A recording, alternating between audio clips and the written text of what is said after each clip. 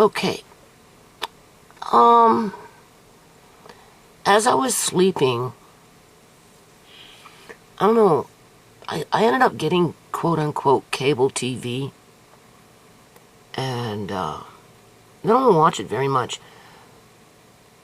but it kicks itself on for whatever reason in the middle of the night if the TV gets left on, and say we're watching Tubi or something, right? Like something else that's not related to cable TV, and I don't know, eventually the cable TV that I have just takes over the TV, and you wake up and you're on a CTV news channel, right? So anyway, I'm sleeping and I'm slowly waking up, and I'm listening to what's being said, and well, it turns out, people, there is a missing young man. He's 18 years old, African. He's from Sudan, okay? And he's been missing for more than 2 weeks. So, of course, you know my spidey senses went bing, because this happens in Surrey. This happened to another young man. Oh, wow, when did it happen? Oh, geez. I'd have to go back into my videos. I don't know if it was 2016, 17, maybe 18. Anyway, he was a young man who I used to work in the courtyard with when I lived at Gateway Place when he was a kid. He used to play with my kids when I was out in the courtyard doing all those things with the kids, with whom many of them were from Africa. Refugees, Sudan, Tanzania, Togo, places like that, right? Anyway, he went missing up by the high school that Shimei went at. He just up and disappeared, never to be found again. Nope. And he was Sudani as well, I think. But he kind of got into a little bit of a wrong crowd. So, you know, in passing, people were like, well, he got himself into trouble and it is what it is. Well, no, it's not it is what it is, people. We know through my videos there's more shit going on out here in British Columbia, Canada, than meets the eye. We know that there are certain ethnic groups in this province who are being targeted for body parts. We know that. We also know that the RCMP, Royal Canadian Mounted Police, are not as on the up and up as they portray themselves to be. Okay? Because of what happened to Sierra, because of what they covered up with Shimei. Sierra they were directly involved with. And then they had their quote-unquote robotoid coroner falsify a death certificate. Okay? I'm just saying. I'll get back to that one day. And we'll go back to the exposure, to expose that so-called coroner for what it really was with its motherboards in its hair. Okay? With a 6'5" female cops, 6'7" male cop keeping my son, me, and my other daughter, Tisha, out on the porch in the rain, as the other people on the inside, including the perpetrator who lured my daughter to her death, were conniving and scheming how to get rid of us so that they could take Sierra's body for organ harvesting. Okay? So anyway, that young man that went missing years and years ago, who was a little kid out in the courtyard running around with the rest of the kids, he's never been found. You can't justify an 18, 19-year-old young man disappearing and then say that perhaps he did it to himself because he was hanging out with the wrong crowd. Because some of the Sudanese out here, I don't know about everybody, right, in terms of the people from Uganda and Togo and, and just wherever they come from, because, the continent Africa is quite large, right? But the government likes to bring in, certain, you can't call them really an ethnic group because they're all black, right? They're all from Africa. Certain, I don't know what that what that word is to narrow down their heritage. Certain heritages from certain parts of Africa, right? For whatever reason. And the Sudanese in Canada, especially for the young ones, right? They lose their way. Julian, the person who murdered Shimei, my daughter, Julian, the person who murdered my daughter, a lot of his associates were younger than him, but were Sudani. So that's how I know, right, that some of them get lost. They lose themselves, right? Now, this young man who is missing currently wasn't entrapped, I guess you can say, in the gang life. Or at least from what people knew of. Because he was a first-year university student at UBC, University of British Columbia, Canada. So I highly doubt he was running around doing the things that Julian was doing with his little crew. Okay? The point is, though, is that he's gone missing. Now, he may be found, maybe, but from what I've been reading, all right, so far, it wasn't in his character to just up and disappear. All right? I mean, is he not going to school? He should be in school, right? He's a university student. Clearly, he's highly intelligent, to which made me think of Shimei. Oh, isn't that interesting? Because it is my impression, it is my opinion, it is my thought, it is my belief that certain ethnic groups in British Columbia, Canada, are targeted. Okay? We know that for a fact. That's exactly how I see things around my side of the world. Okay? But the smarter they are, the more I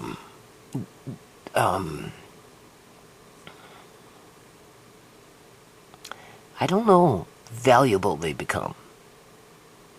Because Shimei had a very, very, very, very high IQ. And not only that, there are people in this community, just like there are people on YouTube who don't want to see me become successful at anything, right? And will go out of their way to psychological warfare with their little thumbs down or whatever YouTube does. Okay, that's been proven, right? You don't think that there are people in British Columbia, Canada, who don't want the competition when it comes to a smart young person coming up in the ranks, looking for gainful employment once they finish their education. Shimei wanted to be a registered nurse. But the people who control the policies out here and steer kids to this and steer kids to that, and, some are targeted to be drug addicts like Sierra at an early age, right? They didn't want Shimei to be a registered nurse because that would have taken a job from a brown person. I'm just saying. Right? Because if you go to the hospitals, the majority of people that are working in our hospitals now are mostly brown, with a few speckled white in there, along with the Eleanor Gildings with the sonority, right? And then you get the Chinese, and then you get the Filipinos coming in, changing the bedpans, and, just whatever, right? The point is Shimei represented competition for somebody else to lose a job, as they were coming in through their education. I do believe that, people. I do. Because there's no diversity out here, right? There is no equal opportunity out here. Clearly, you live in a house for 14 freaking years and you're being slowly but surely forced out into nothing. Where is the equal opportunity in this country? There is none. It's more like a death squad, okay? It's just, there's different levels of that death squad, right? Where some, are being targeted. So, I hope for the family's sake that this young man comes home. Okay?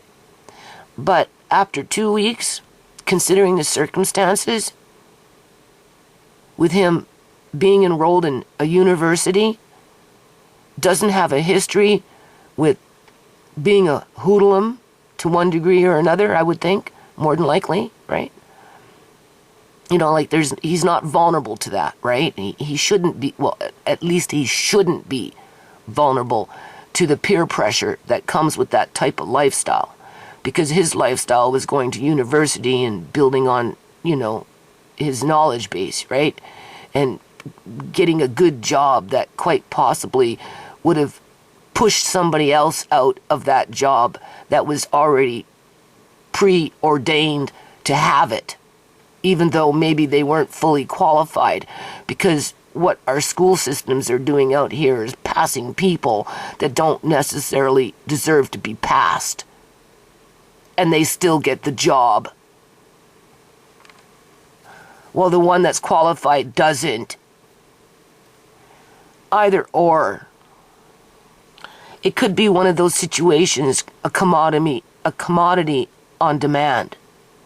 A commodity on demand. When your number is called, that's it. It's up. Like Sierra. Her number was called. They had no use for Sierra anymore, people.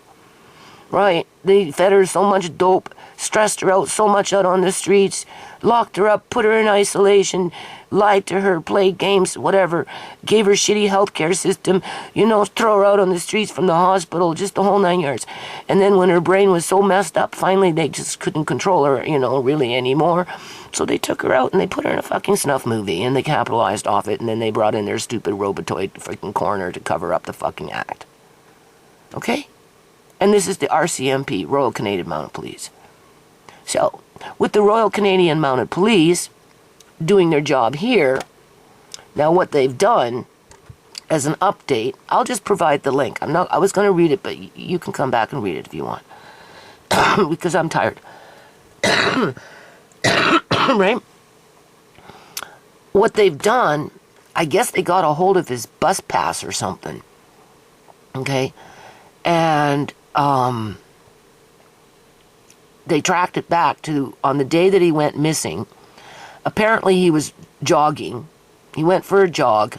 He came home, changed, told his sisters or brothers or whoever, told his siblings that he was going back out, but he didn't say where he was going. He just said, I'll be back, which wouldn't be unusual. You don't have to tell everybody everything that you're doing, right? I'm going back out. I'll see you in a while. I'll be back.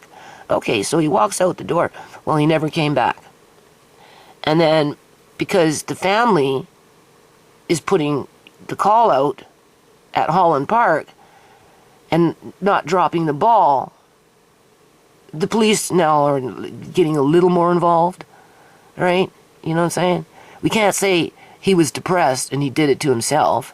They can't say that, it was suicide. Right? Because they don't even have a body yet. Right? You know what I'm saying? Okay? They can't pull those cards. They can't pull the wool over this family's eyes at this point. But they did come back and say, well, we tracked his bus ticket. And we discovered that on the day he went missing, from 3:30 until 6:30, within a 3-hour period or so, give or take a few minutes here and there, right? He got on something like 8 different buses. Okay, well that's something. So the family members, they're asking for CCTV footage to verify that it was actually him. They just want to see him. Maybe they're not even thinking about verifying what the cops are saying. Maybe they just want to see him because they're crashing people. Okay? You know, I know how they're feeling. Not once, not twice, but many times because of what goes on in this province when it comes to the targeting of certain individuals. Okay? Like, this is not a freaking joke. Okay? Like, seriously. And for those that keep coming in with their little fucking thumbs down, bringing in their little fucking friends, well, you participate in this shit. Just like Julian Johnson was working with the fucking cops. He knew what he was doing, people, when he killed Shimei. He knew he was gonna fucking walk. Okay? And he was black. And the cops were white. Julian was a petty fucking drug dealer who thought he'd get Amari and stick it to me and go off and sell more drugs as his mother's plotting and scheming to get into a fake fucking car accident so she can cash in on a large amount of money of laundered fucking ICBC car insurance claim and went off and bought herself a fucking house. They just didn't expect Julian to be taken out in front of a freaking gas station. And you know it wasn't the cops that did that. Hell no. Because he was working with the fucking cops.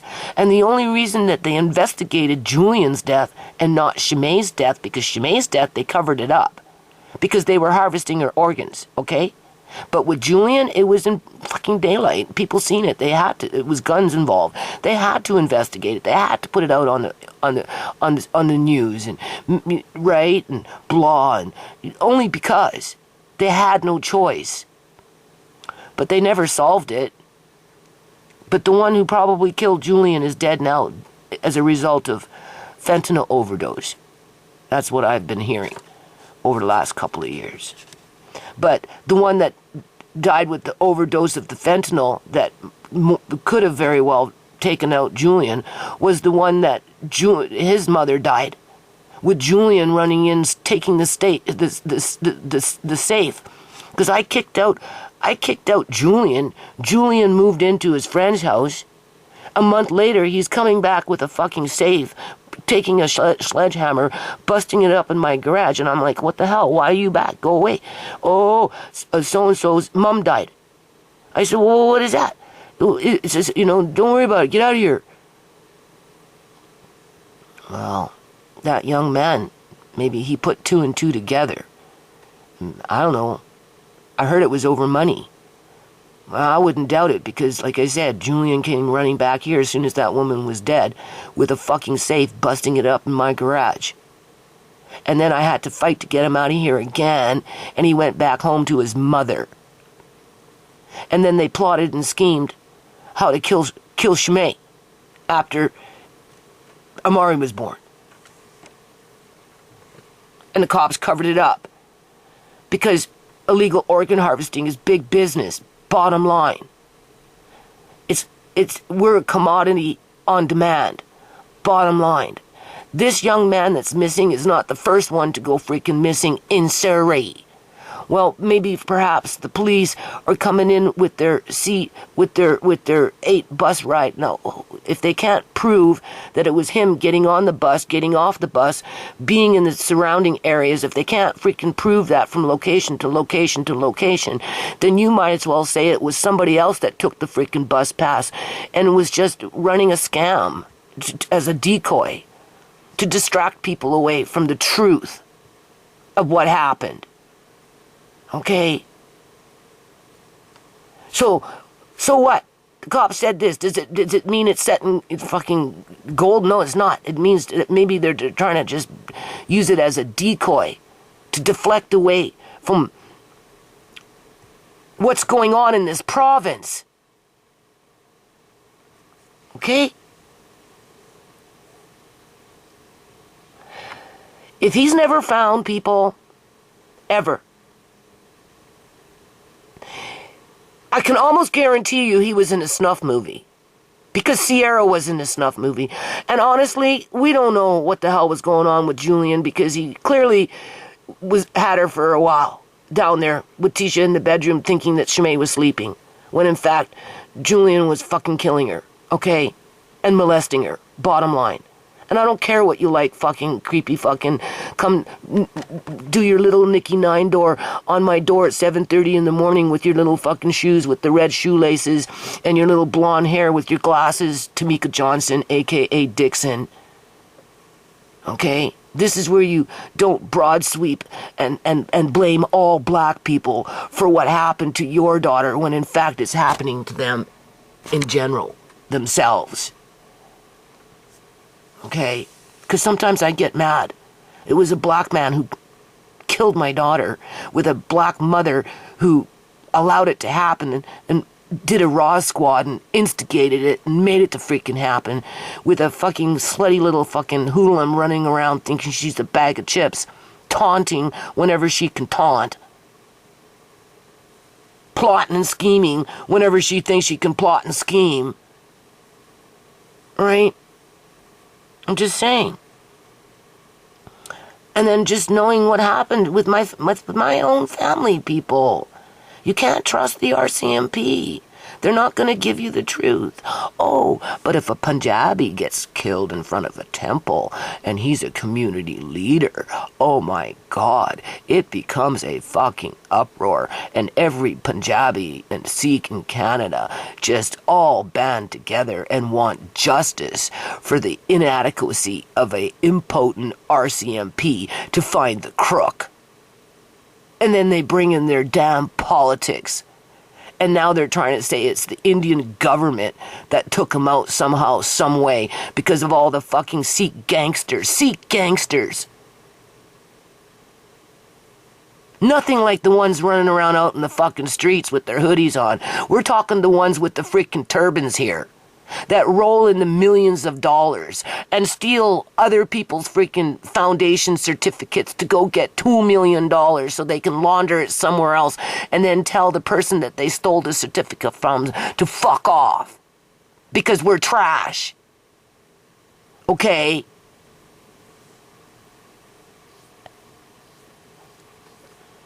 Who do you think the cops are going to protect?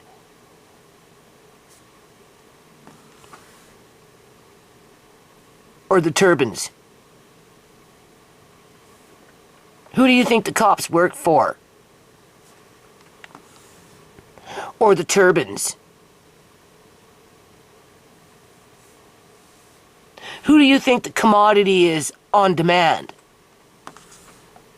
Or the turbans? If this, I don't want to call him a boy, because he's not a boy. He's 18. He's a young man. Okay? If this young isn't found, don't be fooled into thinking that he did it to himself.